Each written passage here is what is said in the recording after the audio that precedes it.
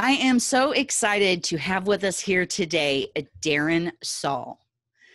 Darren is a photographer who started heavily utilizing social media and podcasting to build his business and was so amazed with the results, he never looked back.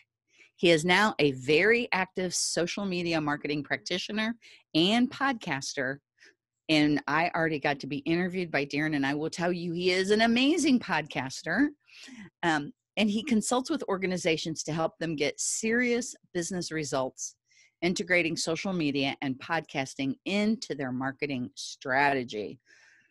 And he says social media is not a nice to have anymore, it's a must have. So Darren, thank you so much for being on my podcast today. I appreciate it. Thank you, Kathy. Thanks for having me. Always a pleasure. Yeah. So before we dive in to getting some tips from you on social media, I'd love to hear your backstory. How did you go from wherever you were, where were you, to where you are today? Awesome. Well, I mean, I've done loads of different things. I also work as a recruiter. I've been a recruiter for 20 years as well in the corporate world. And I do a lot of work as well as a photographer and social media marketer and podcaster. And I suppose my journey has always been, as soon as I've ever found something that I've really fallen in love with, I'm the type of personality that just goes all in. I dive right in. I go all through the details. I research, I study, I spend countless hours diving into whatever it is I need to understand. And then usually come out of that process really even more passionate than I was before because I've learned a lot. And I want to share that knowledge with other people. And that's the hook. Usually it starts that way. And then I say, well, how can I leverage what I've just learned, share it with other people, and maybe, get some revenue out of it as well, make it a bit of a business or a side hustle or whatever. So everything I've ever done has always been through the same journey, and photography and social media and podcasting was exactly the same. So I started working as a photographer about 8-9 years ago. Originally, I did a lot of photography work at school, in the dark room, and I had a ball. And then I kind of left it. And then I thought, okay, I need a hobby. And I decided to go buy some kit cameras from our local Harvey Norman. That was actually JB Hi-Fi, which is our technology store. Bought a couple of Nikons with some lenses, started photographing, and I just fell in love. And again, I went all in. And I was on the streets doing street photography. I was doing courses. I was practicing. I was editing and processing. And then that was really amazing. And I started building my business. And at a certain point, I thought, you know what? The world's changed. And I need to find a way to stand out as a photographer. I need to find a way to market myself better. And, as I saw marketing methods and strategies changing around me. And a good friend of mine actually gave me some tips and advice, and I started listening to Gary Vee and a lot of other people who market with social media and digital media so well. And I just did a lot of analysis and study and dived in and was watching all sorts of people on YouTube and listening to podcasts.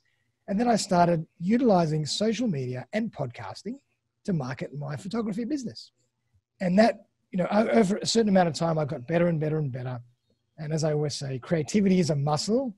You have to kind of do the 1,000 hours to get better and to refine your skill and develop that muscle and strengthen that muscle. And I just started getting great results and, business through my podcast and through my social media marketing strategy. And I'll add as well the fact that I think a great podcast, as you know, is really another piece of the puzzle within your wider social media content strategy. A podcast for podcast's sake is fantastic, and I do it because I love it, but I might not be able to sell my podcast for $100 million like Joe Rogan. But it's about you never know, Darren. You've got the accent Joe Rogan does not have. That sexy accent. Well, thank you. You never know what happens. I'll never say no. But that's right. It's really about allowing me to put content of value and share my personality and my style and my authenticity and my story with my audience every day or every second day or every week, however often I do a podcast episode. And that becomes a wider another piece of my wider social media content strategy. So that's why I lump social media and podcasting together as such incredibly strong tools to help people build their brand and get real business results. And that just became, again, I became so passionate about it and I learned so much that now I thought, all right, I'm going to leverage what I've just learned. And now I'm starting to consult with small organizations as to how to do the same thing. And I do training courses for how to podcast, how to do social media. I do consultations, strategy sessions, et cetera, et cetera, et cetera. So my journey has always been whatever I've been passionate about, dive in, learn, enjoy it. And then I thought, all right, great. I really love it. What can I do with it? Let's leverage. How can I use that knowledge and teach somebody else? How can I share what I've learned? And it just keeps on going over and over again. I'll probably do the same thing for the rest of my life. And how much fun is that? Because you're constantly learning and growing. And, one of the many philosophies I have, and it sounds like you have it too, is the best way to really learn something is to teach it to someone else. Oh, I'm so glad you said that. That is so true. I also work as a photography tutor, and I can't stress the fact that I've learned so much about photography and refined my own skills through teaching. And it's the same with social media. It's the same with podcasting, because it allows you to articulate your process, the psychology behind what you do, because sometimes you don't actually get the time to sit down and really map it out and say, what are the steps that I take? Because you just do it. But when you teach it, you have to articulate it, break it down, simplify it, and it becomes, a really methodical process that really allow you to move your skill level from here to here. So yeah. I love that. And that's one of the many things that makes you such a very interesting human being, that you are constantly learning, and that you then take that and teach others. Yeah. So before we go any further on this, could you share with people where you live, where you're from? Because, that's where your accent is coming from. Absolutely. So everybody can hear my lovely Australian accent.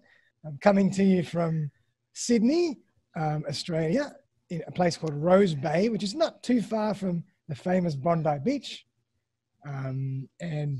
Great here. The weather today is not too bad. I think it's going to be a little bit better later on this afternoon. It's about 10 o'clock in the morning, but coming at you from Sydney, Australia, having fun, and it's a great city to be in. I can see the sunshine coming in. Here it has been. So are you guys just getting ready to go into, or are you in your spring now? Is that what you're in? So we're theoretically, I think, in the first month of our spring. And we here in the U.S. are in the first of the fall. Yes. And that's why I'm sitting here in a hoodie, and you're in a regular shirt without anything, because it's always so, I love talking with people on the opposite side of the world, because and no matter what season I'm in, I can fantasize about the season you're in, or be happy I'm not in the season you're in, whichever way I'm feeling at the moment. So that's true. Thanks for sharing that, Darren. But you are wearing and do you tiara, work with? So that's the most important thing. I have tiaras for every season. I love it. And I even have a Santa hat tiara. Amazing. You got a collection of tiaras. I love it. You're like, of course you do. Of course. I don't even know why you shared that with me. You should have your own branded tiara as well. I'm sure you do. I don't, but that's a great idea. Thank you. Thank you for that idea. Absolutely. Yeah. So back to social media and podcasts.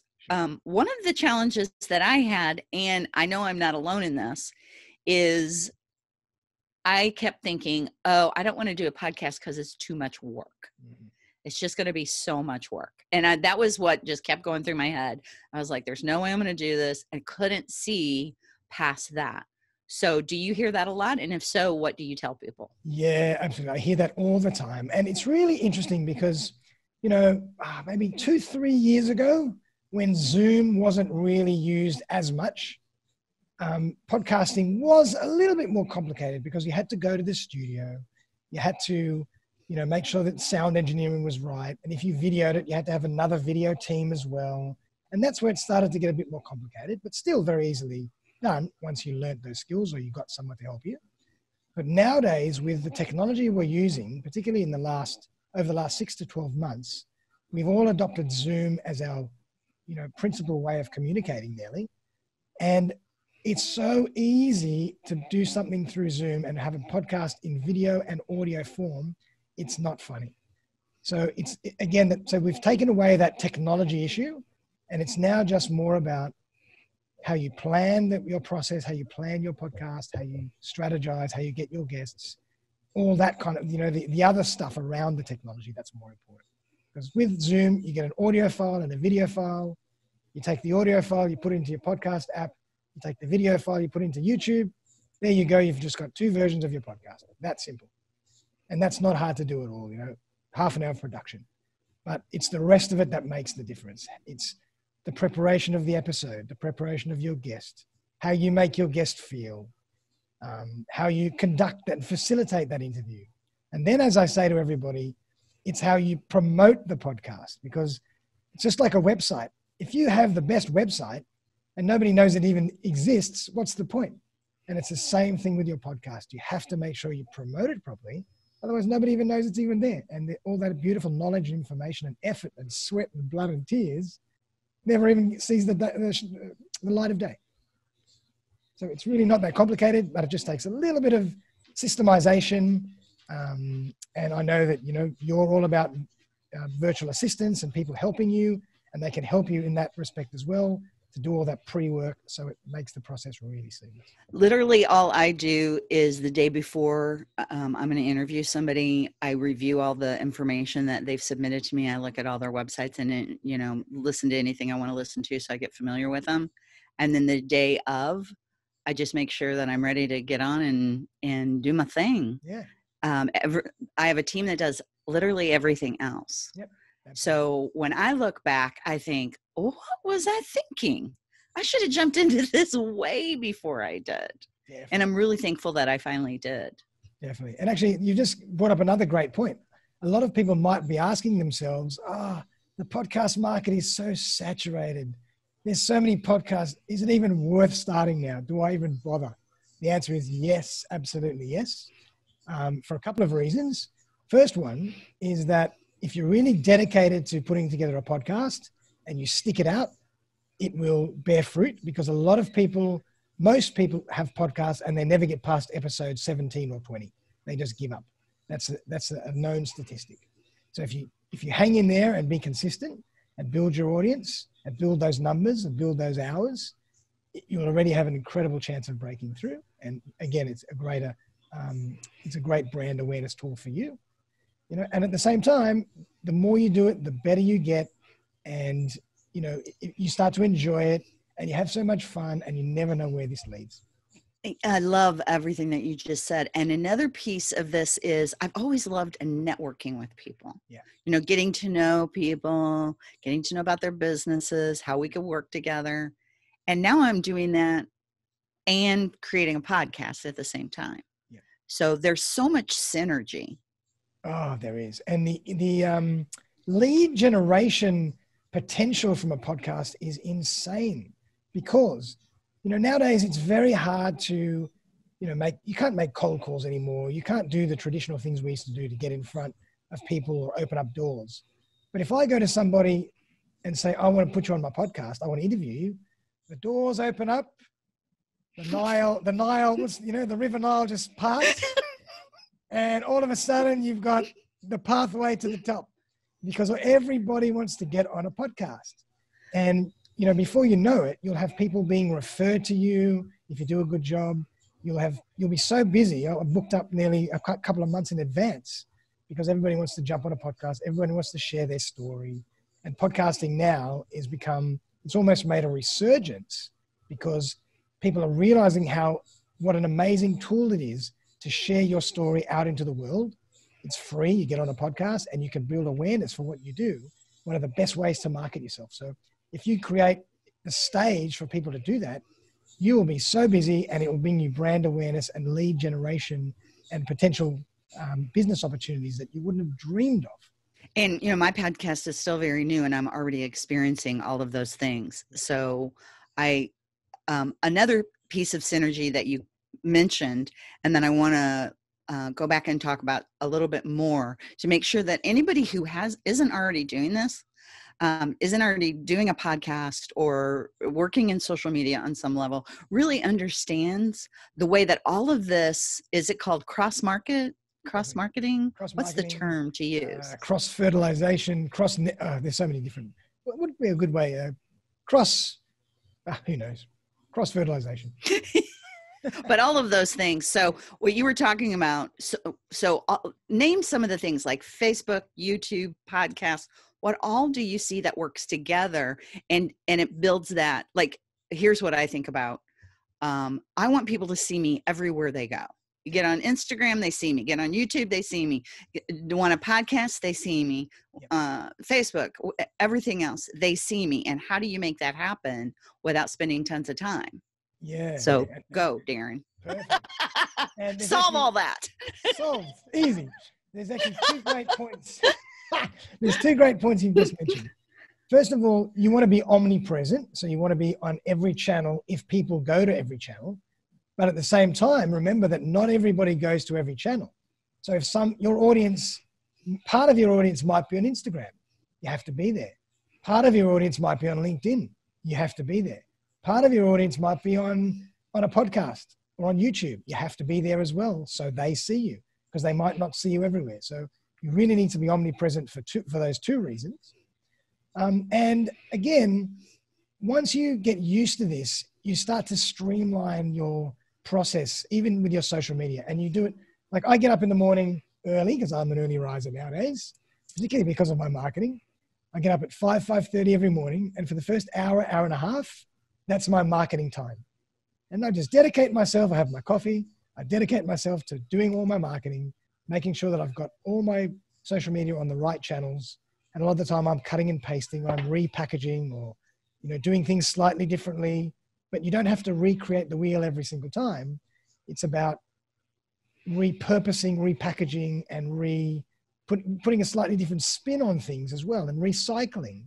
Because remember that every time you put something on social media, only a very small percentage of your audience actually sees it. So if you don't repurpose it, you're just wasting, that exposure for 90% of your audience if you only ever do it once. So you have to find a way, you find your pattern, and you fall into your groove of repurposing, recycling, and repackaging. And then you put in new stuff periodically as well. And it just continues like that forever. And that becomes your process. But the key to this is, there's really 3 keys to this. Consistency is very important. You have to do it every day these days.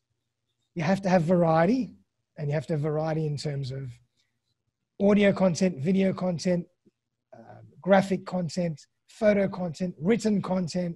It's got to all be different, long form, short form. And that's where you can become very creative in how you play with all those things and how you take longer pieces of content and chop them up.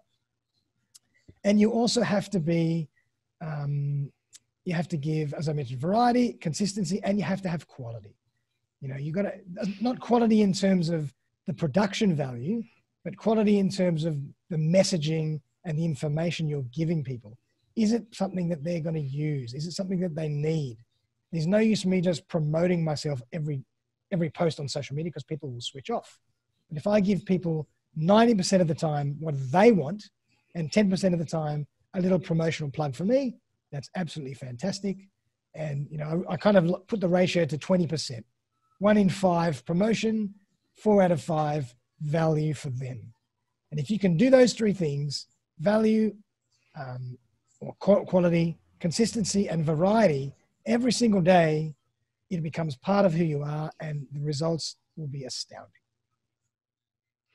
And you can literally get all of that done in, did you say an hour and a half? Yep, an hour Is and it a half like Monday every through morning. Friday, an hour and a half? Monday, and even on the weekend, sometimes I do it as well. Yeah. And the reason is, again, forget the weekend is that people's attention on social media is even stronger because they're not distracted. So you have to be there at least one day on the weekend, get your messages out there for the people who are reading content and absorbing content on the weekend. Yeah, we actually just did a really big spend on Facebook and ran it for a considerable period of time and tested it. And I can tell you, I was surprised, and you probably won't be from what you just said, Sunday afternoon was the number one spot for me. Absolutely. And it's fantastic. Like Sunday afternoon seems to be the time when everybody's had a bit of family time. They're thinking about what they got to do tomorrow, but they've got a bit of a downtime, and that's when they jump on. And they always, they're very active at that time of the weekend. That's interesting that you already knew that. I would never have guessed it. And that's the other thing that I've learned is you can't guess at this stuff. You have to just, like you said, be consistent and do it. Do you find that that's one of the biggest problems with people when they think about how do I do social media? How do I do podcasts? How do I do all of the marketing that you're talking about? Is it that they don't have a system and don't make it consistent? Or is there something else or multiple things? There's probably a few things. The first thing is definitely they're not consistent. A lot of people get excited. They're very passionate. They get impulsive. They buy all the great tools. They sign up to everything. And then they just, after a week, they say, it just disappears. And they get busy with something else. Always happens. I love that. Oh my gosh. I've seen that so many times. Yes. Happens all the time. It's crazy. Mm-hmm. So you have to really be dedicated, because this is a long-term strategy. You don't get results out of social media and marketing in a week or even 3 months. It can take 6 to 12 months of repetitive effort to really build a brand, and longer. You're just starting in 6 to 12 months, as you know. So I've been doing this for quite some time, probably a couple of years now, 2-3 years, and only now I'm starting to really start to break in. So it takes time. So consistency is absolute key, and you have to be religious with your activity, religious every single day. I always say it's like brushing your teeth. You've got to do it every single day. And the other thing is, the other roadblock for a lot of people is they can sometimes be a little fearful of putting themselves out there, exposing themselves. That's a really... I'm raising my hand. If you're not watching the video, I'm raising my hand. That was me in the beginning. I'm like, people are going to see this old gray-haired woman with a tiara on and go, I'm never working with her. Yeah. But you know what? That becomes your signature, becomes your point of difference. It becomes your authentic self. And that's beautiful, because we want that. We want connect with other human beings. We don't want everything to be vanilla. So we like that. And the key to doing this is just to start small. You don't have to take over the world in one day. Just start small, put out little bits of content, get used to it, develop that muscle, start to have fun, start to get creative, and you get more confident with what you do. And you see a couple of likes and a couple of comments and you go, that wasn't so bad. Let's try something else. And before you know it, you have an audience.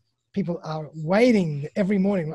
There's some people in my audience, I know every single morning within half an hour, you're liking or commenting my stuff, because they're obviously searching. What's Darren got today? What can I learn from today? Yes. So they look for you. And I do the same with other people that I follow. So you start to go into that pattern, and you expect to have that for you every day. So you have to feed your audience every day once you create them. So there's two things really. It's just... that is great advice right there. Yeah. Let's just really sink in on that one. Every day, because then you have people who are hungry for it. Definitely. They're waiting for you. Exactly. They're looking for you. They get up in the morning, they jump on LinkedIn or Facebook or whatever, and they type in your name. What's Darren done today? What's Kathy done today? Or what's whoever else done today? What can I learn? Because that might be their time for learning and for setting their tone for the day. A lot of people do that stuff in the morning. So if you're there and you show up, bang. And Darren, I have to say, I never even thought about that as a strategy, but that's exactly what I do every morning. Every morning I look to see what's the new podcast episode that's out. Yeah, exactly. I want to absorb it. Yep. Yeah.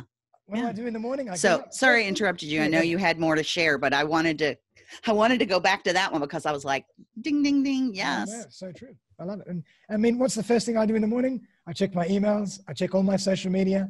I check my bank account. I check my podcast, the new podcasts that have come out. I check my diary. That's my process. And everybody's doing the same thing. And that's the time when the tension is great. So that's when you have to be ready. Yeah, so true. And of course, during the day, the same happens during the day for some. Everybody's habits are different. But the key is you have to be there at some point every single day. And for the most part, Darren, there's two other things that I really think are beautiful about this whole process you're talking about. One is it's basically free. Yeah, basically free. You might want to add a little. And bit I of mean, money. you can spend thousands, millions on marketing, or you can do this for free. You can. An interesting point there. I mean, on certain platforms, the organic reach and the efficacy is much stronger. On some other platforms, it can help you to spend a little bit of marketing budget on some ads because the organic reach is not as great. So, for example, Facebook and Instagram now is becoming very saturated. And even if you want to sometimes play around with $5 a day, $5 US a day, posting or boosting some stuff to people that like your page or people that know you, like, and trust you, that makes sure that you get your messages out to your target audience regularly. But for example, on LinkedIn or on TikTok or on other platforms, go for your life. The organic reach is incredible and you don't have to spend a cent. So it's very low cost. And compared to, spending money on billboards or TV commercials or newspaper ads or whatever, oh my God, you're saving a fortune and you're reaching many more people. Yeah, most of that stuff doesn't even work anymore. That doesn't work anymore. That's the whole point. Especially during COVID time, nobody's even traveling, so they're not going to see a billboard. 100%. Nobody's going to click on everything. We're scared to click on a banner ad. God knows what's going to happen. What virus is going to come to my computer? I don't want to touch it.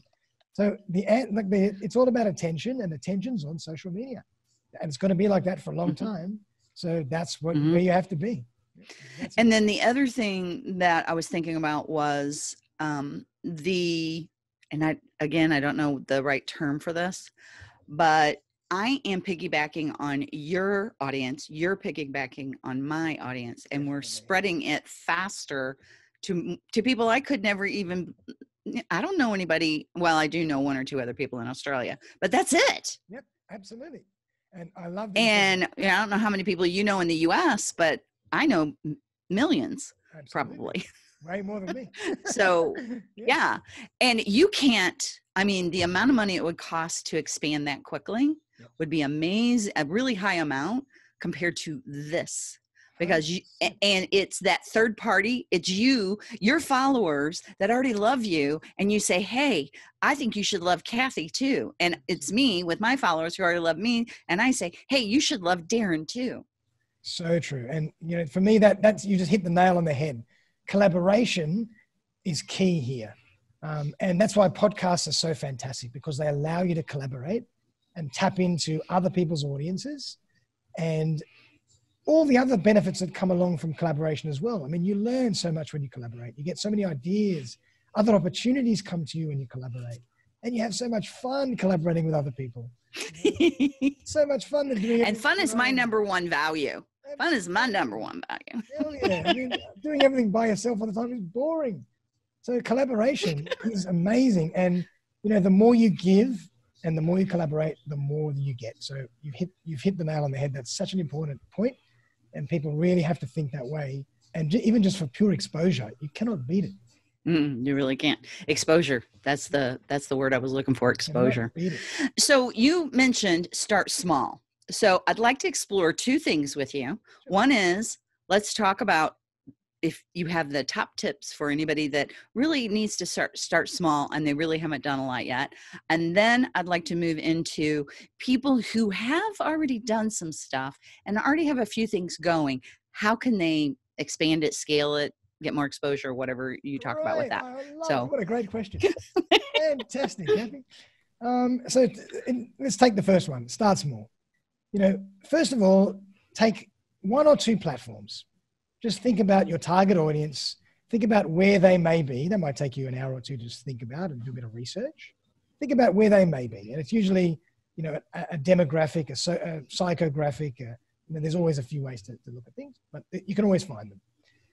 And if it might be Facebook and LinkedIn, great. So I would say just work on those two platforms, put a post a day or two posts a day, and just test the waters and just see how things go and just keep playing and getting used to them. And the other thing I'll just make sure everybody remembers is to keep a copy of every single thing you do. Every little post, keep a copy. Every graphic, every video, back it up, because you're going to be repurposing and recycling and using them as inspiration for other things, and, you know, making top 10s and whatever you want to do with them, chopping up big ones into small ones and expanding out small ones into big ones. So keep a copy. Don't just recreate the wheel every morning and then throw it away. That's insane. So definitely do that, and just start small on a couple of platforms, because you don't have time, or you haven't reached that point yet where you're going to be working for 2 hours and hitting 5-6 places at the same time. Right? Perfect. Then as you get more mature in your process and more sophisticated, and you have some more time, and maybe you get a VA, you talk to Kathy and you get a VA to help you, then you can start getting more sophisticated in your production value and in your variety as well. So you might say, all right, now I'm going to start playing with video. I'm going to get better with video. I'm going to get more comfortable with video, because as they say, in the next couple of years, social media content is going to be predominantly video content. So it's important to be comfortable with video. You know, and you have to learn to look at the camera while you're talking, etc. Even though today we're kind of... You're really good at that, Darren. I have been noticing that, and I'm like, I need to get better at that, because Darren is like staring right into my eyes, and I'm liking it. Like when I do a podcast, I do a bit of both. But when you're doing a promo ad, or you're talking you're giving value to your audience, you must learn to just look straight at the camera the whole time and just have everything else in your peripheral vision. So, you know, video is another way to continue to expand and get more sophisticated with your content. You might start working with audio graphics or audiograms, which are really fun nowadays. You might start getting more creative with Canva, that great product, it's an Australian product, for free, and you can do amazing social media things with Canva. And as you get better, you can start getting more sophisticated with your variety of your offering and using more platforms. You might start putting on some Instagram. You might start playing with a podcast. You might start doing more on YouTube. You might go to Twitter. Who knows what you want to do and what other platform there'll be in another year's time, or TikTok or whatever. You know, so it's really just about how much time you have and where you're at in that continuum of developing that skill. So I hope that kind of... I love all of that. A bit of a roadmap, but just don't bite off more than you can chew. Start off small, learn slowly. Otherwise, it all becomes too much and you choke. Yeah. And what I hear you saying is pick your top two, ideally by identifying where your clients hang out. And may I add in there, if you absolutely hate it and you're not going to be able to make yourself do it, don't choose that one right away. So what do you think about that? So true. And that kind of brings us back to using assistants if you need to. Like my philosophy around social media is, ideally, you should do it yourself, especially initially. You should learn the skill set and learn the psychology behind it. You really have to know what it means and how it feels. And you have to be a practitioner in the trenches. But then later on, if you are getting really busy and you don't have as much time, outsource it. You know, it's never going to be as good as if you do it, but it's better than not doing it at all. So if you don't like a particular... Or not being consistent with it. Or not being consistent. So you might say, I'll just stick to my 2 platforms and I'll outsource the other 3 platforms or whatever. There's always a way to play. You know, so, you know, you can do that as well. You know, either don't do it, or if you have the time and money, outsource it. Mm-hmm. So for example, here's my little secret, which I out myself all the time on everything, Darren. So I never have any secrets for very long, and everybody who knows me knows that. Oh, of course she's going to tell whatever it is, because she doesn't keep anything to herself. I didn't even know what IG stood for. Somebody would be like, are you on IG? And I'm like, what is it? Yep. Instagram. And I'm like, that's IG? Yep. Why isn't it IN? Yep. Or IS? Yep. How's it IG? Yep. Well, people say, so I didn't. We're gramming.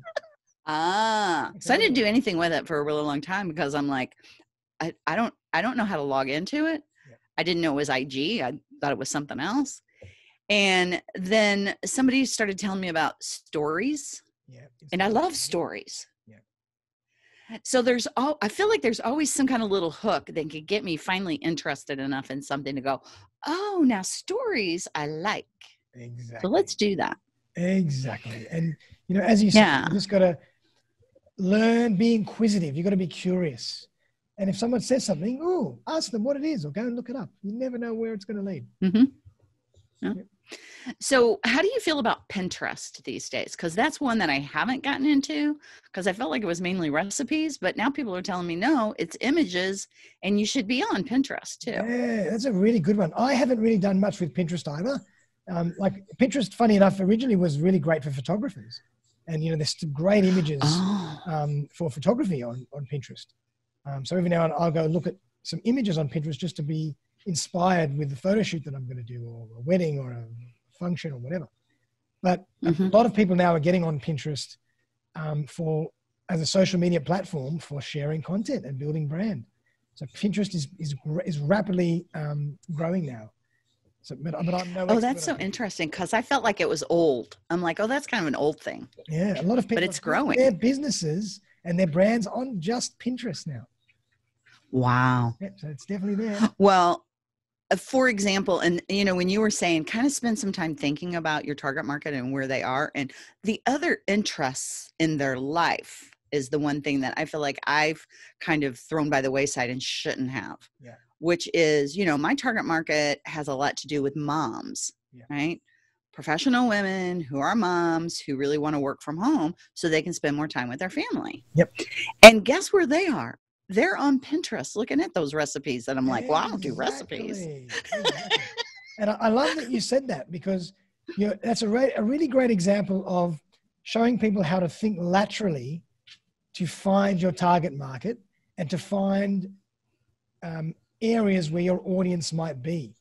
If you are a chef and you want to put stuff about recipes, don't just put stuff on groups or pages that are about recipes and whatnot. Think about who might eat those recipes, and they might be in a totally different place, you know, or use referral partners that might work, that other people that might need recipes might also need tablecloths or cutlery or what, you know, if you think laterally, it's amazing where it will take you.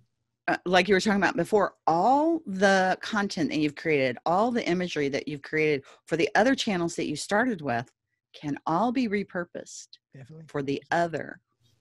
Definitely. 100%. You know, again, you know, to recreate the wheel every single morning when you're just getting up and put on so much content is near impossible. You don't have the time unless you have a creative team.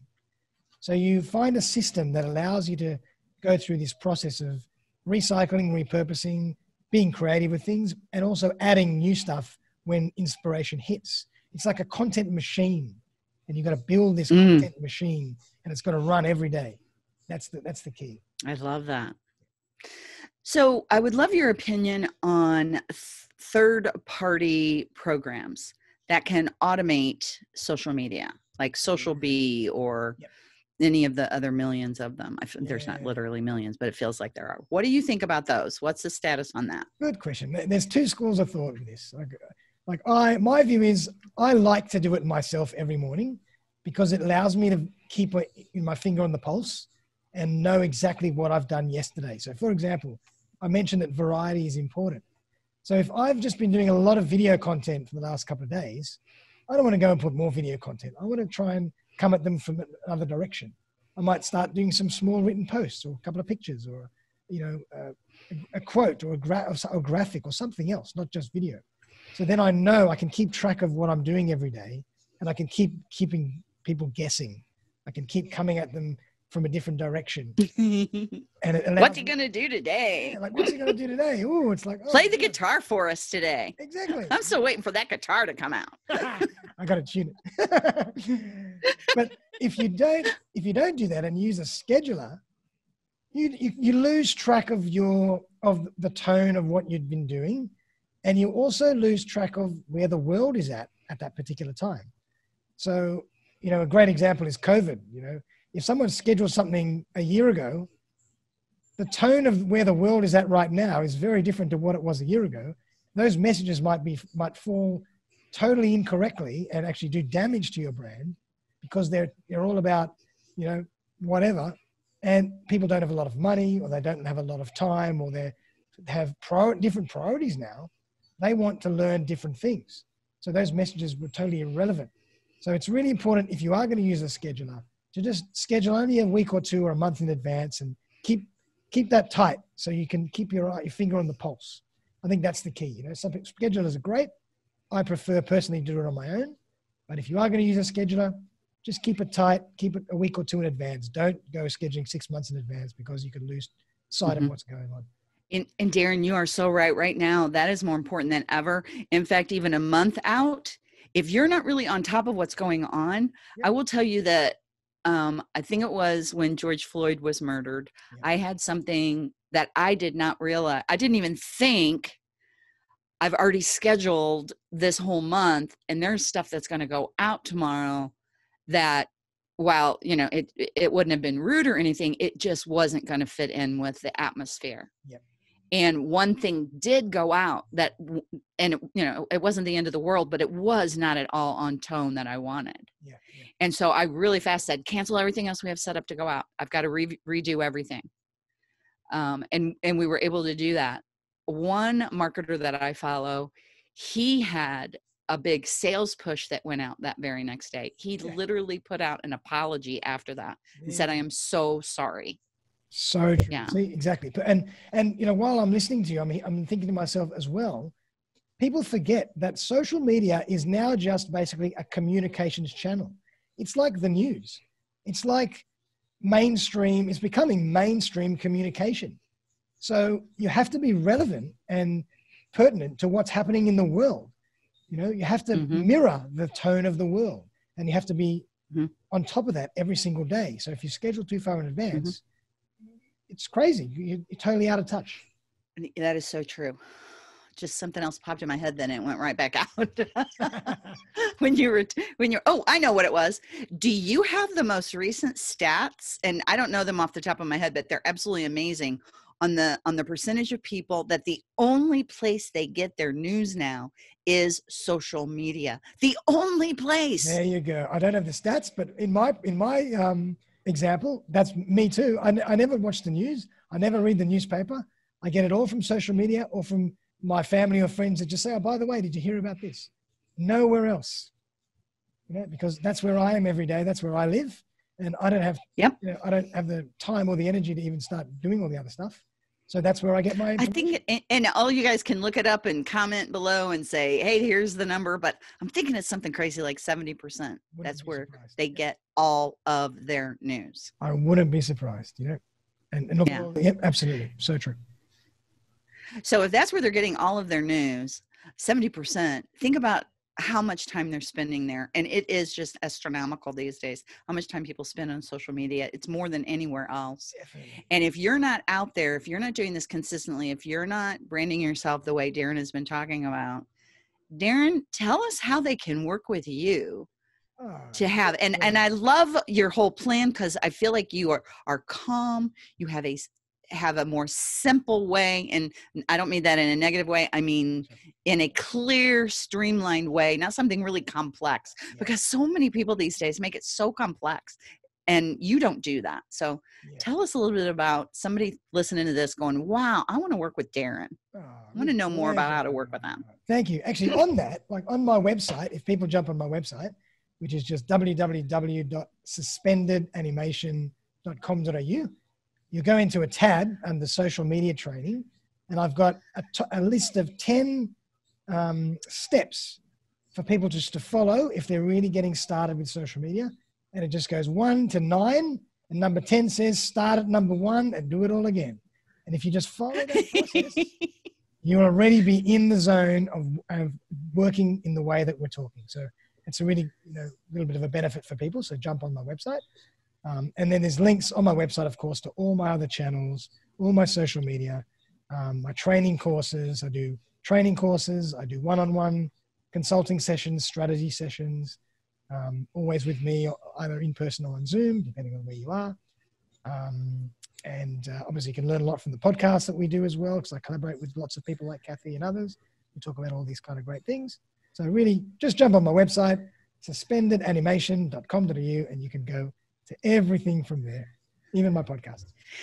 That's awesome. And we will include that link in our show notes So everybody can just click on that. And you just said you've got that's free on your site? Yeah, that's free. That's just that's like on one of my That's landing awesome. pages. And people can say, all right, I'm going to follow this process from 1 to 9. And then when they get to number 10, they say, all right, let's go to number 1. Let's do it again.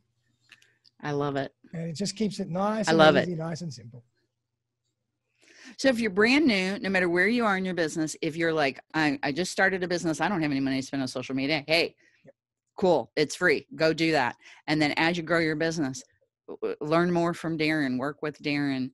Do you work with people all over the world? Like I do. I'm assuming US since you're talking with me. Yeah, you bet. I mean, I love working with people from all over the world. I've consulted with people. I do some speaking to different events, and I'm on podcasts all the time with different people around the world. And I just, as I mentioned before, I love meeting people. I love collaborating. I love learning, and happy to work with anybody. Okay. You just intrigued me. Speaking at events. Tell me more about that. Yeah. So, I mean, nowadays, in the last 6 to 12 months, or 6 months in particular, there's been more and more virtual events because a lot of people aren't doing face-to-face events. So every now and again, I get an opportunity to speak about social media and podcasting at a social media conference. I just was speaking at the European Digital Week, which was a couple of months ago. And that was amazing, a lot of fun. And I've done a little speaking event in Trinidad and Tobago to a group that was learning about how to build their business using social media and podcasting. And I'm always open to, speaking and talking about my favorite topics. So if anybody ever wants me to do that, please feel free to reach out. I'd love to do that. Yeah, thank you for sharing that, Darren. And you can tell how articulate Darren is. And not only is he incredibly knowledgeable on this, but he is fun and interesting and entertaining. And I don't know about you guys, but I don't like boring speakers. I want somebody fun who's going to laugh. And yes, teach me something, but help me have fun too. And Darren, you are all of that. I really appreciate that. Thank you so much. Trying to do it in a fun way and put a bit of my energy into it, but give people something that they can use. That's the key as well. And you do have amazing energy. I'm sure you hear that all the time. Thank you. So, Darren, thank you so much. I could talk to you all day long. Hell yeah. You have tons of great tips. Anybody who's thinking about, how do I get going on social media, or how do I scale my social media bigger? Or I tell you what I'm into right now, Darren. I'm into how big can I get? Can I become the brand authority in my industry? Do you help people do that too? Definitely. And a podcast is gold for that. Podcasts allow you to brand yourself as an authority and give you the credibility as a thought leader. And that allows you, again, to move to speaking events and, getting on the stage, virtual stage, even if it is, because you are an authority and you're always seen as that person talking about that particular area of interest. So that's why I can't stress enough how powerful podcasting is these days. It's incredibly powerful. And if somebody wants to learn how to get their podcast started, how to do all that podcasting stuff, you can help them with that also. I do, yeah. So that's on my website as well. So I do really basic training courses, over 3 sessions, very cost effectively. I can get you started with your own podcast. I show you how to prepare for it, produce it, and promote it, and you're up and running. The 3 Ps: prepare, produce, promote. I love it. 3 Ps of podcasting. That's awesome. And again, you make it sound easy. And it is. Because it really is. It's not hard at all. In these days with technology, and all the microphones we have, as you mentioned, we were talking about this before, these microphones are so cost effective. You have a little camera, you have a couple of lights, and you're up and running for a couple of $100. You have a podcast, you have a studio. I actually had rented a studio before COVID, and thank goodness I only did a 1-year lease because I was like, yeah, that was a good idea before COVID, and now I don't want to go anywhere. Yeah. Just want to stay here. So I moved everything home, and I'm thinking, why didn't I do that to begin with? Why did I make it so complex? Yep, so true. And everybody's learned so much through this process, and it's only going to continue in that vein. People are going to be working more and more from home, using technology, doing more virtual work. So set yourself up at home, very cheap, and you've got the best quality technology to really become a communications practitioner. So Darren, I hope that others are listening to this message that you're sharing, which is, if you have even thought one little tiny bit, wonder if I should do a podcast. The answer is yes. Hell yeah. And Darren can help you get started. And let me tell you, to me, it's incredibly valuable to have somebody like Darren who's already done the deep dive into it, who knows the best equipment, that the best value, and what you really need and don't need, because there's a whole lot of money you can spend on stuff you don't need. You can spend so much money and you don't need it at all. You don't need it. It usually takes up space that you don't have. Yeah. I live in a 500 square foot tiny house. I don't have room. Exactly. Keep it simple. Keep it simple. That's the key. Yeah. And I know for sure that somebody with your expertise can actually save them money, even if they pay to work with you, because you know the tips and tricks to do things the least expensive with the biggest punch. So I hope everybody can tell. I think you should reach out to Darren, learn more about him, visit his website, and sign up, subscribe to his podcast, his YouTube channel, because he goes live on there with his podcast. And Darren, I think I might be one of your biggest fans now. Oh, Kathy, you're the best. I'm one of your biggest fans. Thank you so much. It's been really such a pleasure to chat with you, and you've made it so easy and light and conversational. And we've really got into we've done a deep dive into some great aspects of great tips world of social media and podcasting. So hopefully that's given people a lot of value. And feel free anybody can connect up with me on LinkedIn and on Facebook and wherever else, because I put out lots of content for free every day where you can learn more and more about this stuff. And that's my philosophy. And it's really good stuff that he shares too. Now, Darren, I'm going to go. I always like to take one step too far. Sure. So I'm going to take one step too far here. Don't ask me to put on a tiara. Are you scared? Are you scared? Oh, I have sent tiaras to guys. Let me tell you, we may have to do that. You've got your guitars in the background. I'm constantly looking at them. So would you be up for a challenge? If we get, let's say, 20 people who post in the comments on the YouTube of this, or in the comments of the podcast for this, and say, we want Darren to play his guitar. All right, I'll do my best. I'm a little rusty, but if we get enough people that ask for it, I'll put together something, and I'll put a little video together, and I'll share it with you with pleasure. Oh, awesome. So everybody, post in the comments wherever you're listening to this. We want to hear Darren play the guitar. That's a first. I love it. We want a concert from Darren. Yeah, I love it. All right. Thank you. Thank you for playing along, Darren. I really appreciate it. My pleasure. It's all part of the fun.